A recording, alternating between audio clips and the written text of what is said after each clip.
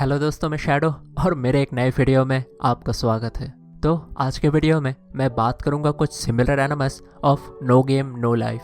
तो ये एक बहुत ही अच्छी इसेकाई एनिमे है। तो अगर आपने इस एनिमे को अभी तक नहीं देखा है, आपको ज़रूर देखना चाहिए, ये बहुत ही अच्छा है। तो होपफुली आपको कुछ नए एनिमेस देखने को मिलेंगे और कमेंट में हमें ज़रूर बताइए आपको ये एनिमे कैसा लगता है। सिमिलर एनिमेस के बारे में बात करने से पहले इस एनिमे के स्टोरी के बारे में मैं थोड़ा बता देता हूँ। इस एनिमे के स्टोरी में हमारा मेन कैरेक्टर और उसका स्टेप सिस्टर जो है वो दोनों बहुत ही ज़्यादा इंटेलिजेंट है। तो उन दोनों को गेम्स खेलना बहुत ही ज़्यादा पसंद है और वो बहुत ही ज़्यादा अच्छे भी है गेम्स खेलने में।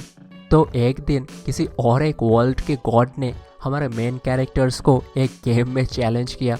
ऑब्वियसली हमारा मेन कैरेक्टर तो जीतेगा ही। तो उसके बाद हमारे मेन कैरेक्टर्स जो है एक दूसरे वर्ल्ड में टेलीपोर्ट हो जाते हैं। तो इस नए वर्ल्ड में सब कुछ गेम खेल के डिसाइड होता है। एक छोटे से काम से किंग बनने तक सब कुछ गेम खेल के डिसाइड होता है। हमारे मेन कैरेक्टर्स जो गेम खेलने में बहुत ही अच्छे हैं, तो वो अब इस वर्ल्ड में क्या करेंगे ये जानने के लिए तो आपको ये एनिमे देखना पड़ेगा। तो जैसा मैंने पहले भी कहा, ये बहुत ही अच्छा एनिमे है, आपको ज़रूर देखना चाहिए। तो फर्स्ट जिस सिमिलर एनिमे की मैं बात करूँगा वो है मोनदाइची दाइची। तो इस एनिमे के स्टोरी में हमारा मेन कैरेक्टर जो है वो बहुत ही ज़्यादा स्ट्रांग है। तो एक दिन ऐसा होता है कि हमारा मेन कैरेक्टर एक दूसरे वर्ल्ड में टेलीपोर्ट हो जाता है।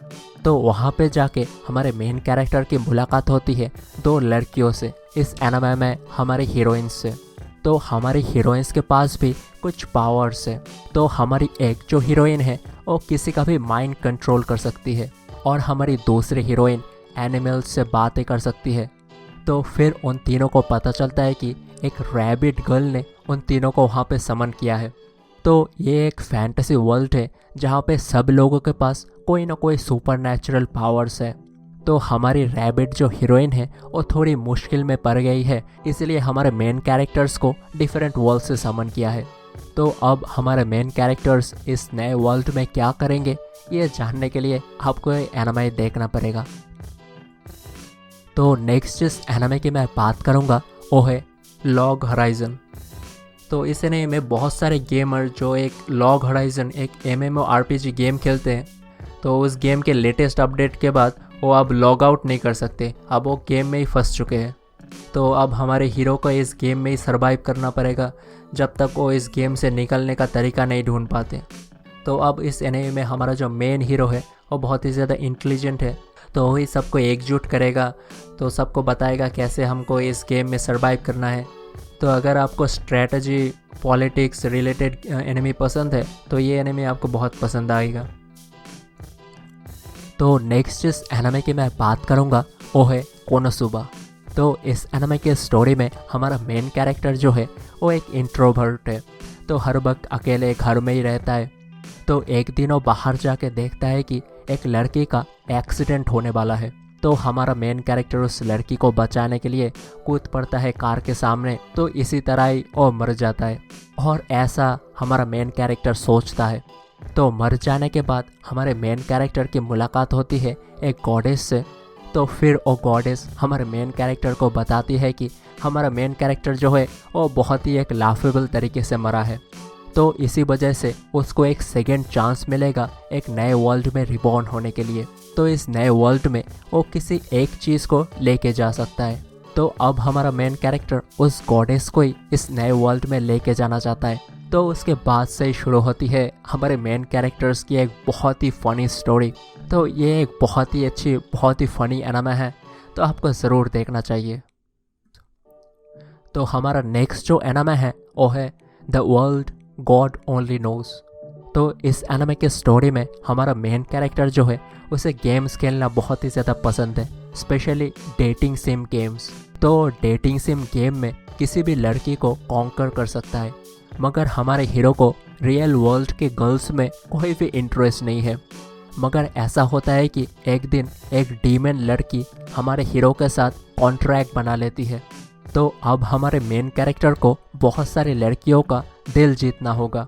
अगर वो ऐसा ना कर पाए तो वो मर जाएगा।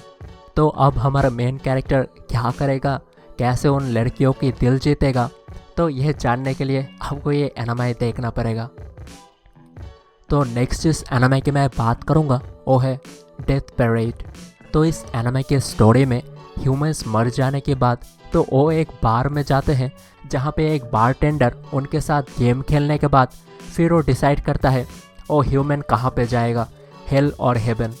तो इस एनिमे के शुरुआत में हमारी हीरोइन जो है वो भी मर गई है। तो उसके बाद हमारी हीरोइन इस बार में आती है, मगर हमारे हीरोइन के साथ एक चीज़ है कि हमारे हीरोइन को याद है कि वो मर गई है। तो इसी वजह से हमारा बारटेंडर मेन कैरेक्टर जो है वो डिसाइड नहीं कर पा रहा है हमारे हीरोइन के साथ क्या करे।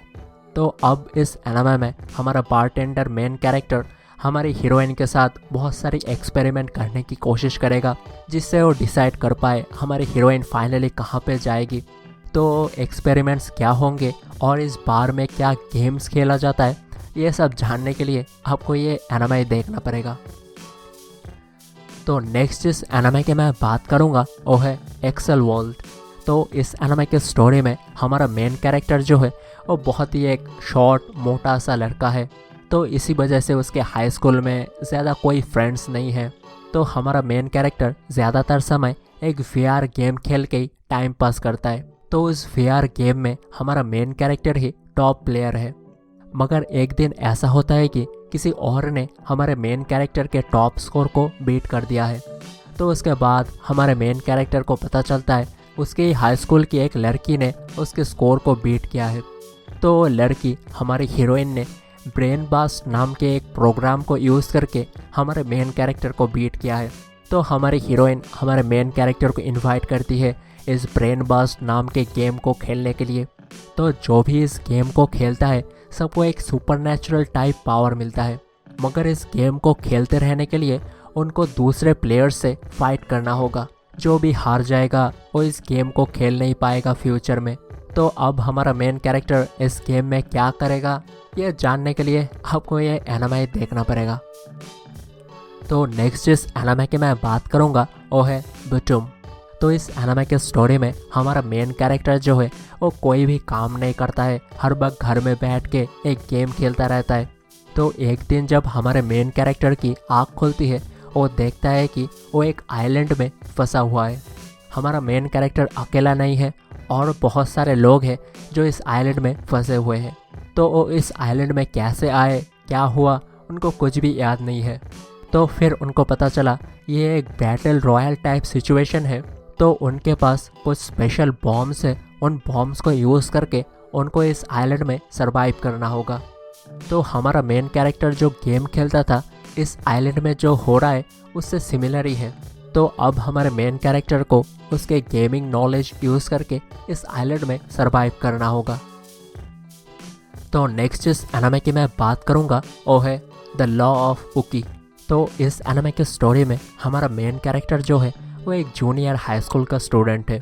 तो एक दिन हमारा मेन कैरेक्टर सिलेक्टेड होता है एक किंग कंपटीशन के लिए। तो उसके अलावा भी बहुत सारे लोग इस कंपटीशन में शामिल होंगे। तो जो भी इस कंपटीशन में जीतेगा उसको एक बड़ा पावर मिलेगा। तो अब हमारा मेन कैरेक्टर इस कंपटीशन में क्या करेगा, क्योंकि हमारे मेन कैरेक्टर का जो पावर है थोड़ा अजीब, थोड़ा एक लूज़र टाइप पावर है। तो अब हमारा मेन कैरेक्टर उसके पावर को यूज़ करके कैसे इस कंपटीशन में बना रहेगा, इसको ही लेके स्टोरी है। अच्छी एनिमे है, आप देख सकते हैं। तो आज के वीडियो में मैं इतने ही एनिमेस के बारे में बात करूँगा। होपफुली आपको ये वीडियो पसंद आया है और मिलेंगे हमारे नेक्स्ट वीडियो पर।